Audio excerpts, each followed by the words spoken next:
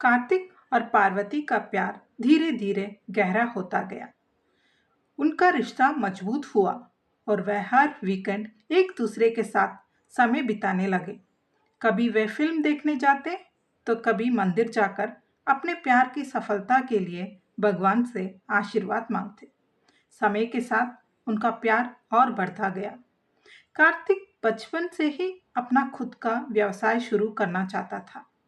उसका सपना था कि वह एक स्नैक्स की दुकान खोले और इसके लिए उसे 1 लाख रुपए की जरूरत थी।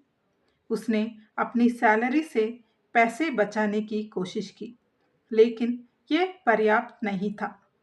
इसलिए उसने अपने परिवार और दोस्तों से मदद मांगना शुरू किया। लेकिन जब वह पैसे बचाने के लिए संघर्ष कर रहा था, तब उसका ध्यान ज्यादातर पार्वती पर रहता। वह अपने काम के समय में भी पार्वती से मिलने चले जाता। पिछले 4 सालों से कार्तिक फैबनेट नाम की कंपनी में काम कर रहा था। इन 4 सालों में उसने टेक्सटाइल मैन्युफैक्चरिंग इंडस्ट्री में अच्छा अनुभव हासिल किया, लेकिन उसकी सैलरी में ज़्यादा बढ़ोतरी नहीं हुई। अन्य कंपनियां उसे ज़्यादा वेतन देने के लिए तैयार थी, लेकिन कार्तिक ने अपनी कंपनी ना बदलने का फैसला किया क्योंकि वह और अधिक सीखना चाहता था।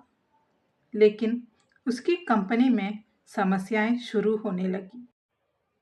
जब कार्तिक काम के समय में पार्वती से मिलने जाता तो उसकी कार्य क्षमता प्रभावित होती। धीरे धीरे ये बात उसके मैनेजर रामू के ध्यान में आई। एक दिन रामू ने उसे अपने ऑफिस बुलाया और सख्त आवाज में कहा, कार्तिक, काम के समय में अपनी निजी जिंदगी को प्राथमिकता मत दो, नहीं तो हमें तुम्हारे खिलाफ कार्रवाई करनी पड़ेगी। तुम्हारा पूरा ध्यान काम पर होना चाहिए। रामू की बात सुनकर कार्तिक ने उसे मान लिया, लेकिन उसे समझ नहीं आया कि काम और प्यार के बीच संतुलन कैसे बनाए। पार्वती के बिना वह खुद को अधूरा महसूस करता था। कार्तिक की माँ उसकी सबसे बड़ा सहारा थी। वह अपनी जिंदगी की हर बात अपनी माँ के साथ बांटता करता था, लेकिन जब बात प्यार की आती तो वह इसे मजाक में उड़ा देती। वह अक्सर अपनी माँ से कहता, माँ मैं प्यार में हूँ, और हंस देता। उसकी माँ इसे एक मजाक समझती, लेकिन इस बार बात अलग थी। जब उसने पार्वती के बारे में अपनी माँ से कहा तो उसकी माँ ने इसे गंभीरता से नहीं लिया। उसने कहा, तू हमेशा ऐसा मजाक करता है, तेरी बातों पर भरोसा नहीं होता।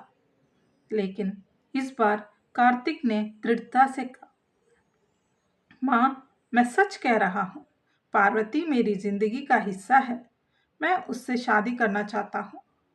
फिर भी उसकी माँ को यकीन नहीं हुआ। अब कार्तिक की जिंदगी 2 हिस्सों में बटी हुई थी।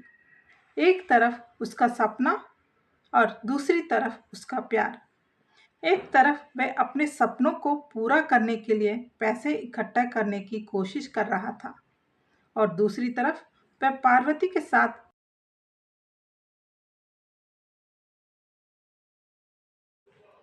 पार्वती ने भी उसकी परेशानियों को समझा और उसे प्रोत्साहित किया। उसने कहा, तुम्हारा सपना तुम्हारे लिए बहुत महत्वपूर्ण है, तुम्हें इसे पूरा करना चाहिए, मैं हमेशा तुम्हारे साथ हूँ। कार्तिक ने फैसला किया कि वह अपने काम और प्यार के बीच संतुलन बनाएगा।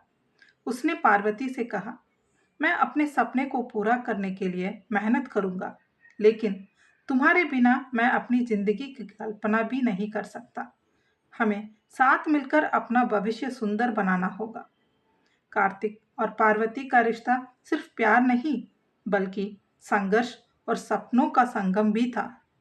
कार्तिक अपनी जिंदगी के लक्ष्यों को हासिल करने के लिए कड़ी मेहनत कर रहा था और पार्वती हर कदम पर उसका साथ दे रही थी। क्या कार्तिक अपने सपनों को पूरा कर पाएगा? क्या उसकी माँ उसके प्यार को स्वीकार करेगी? क्या वह काम और प्यार के बीच संतुलन बना पाएगा? इन सवालों का जवाब तो समय ही देगा।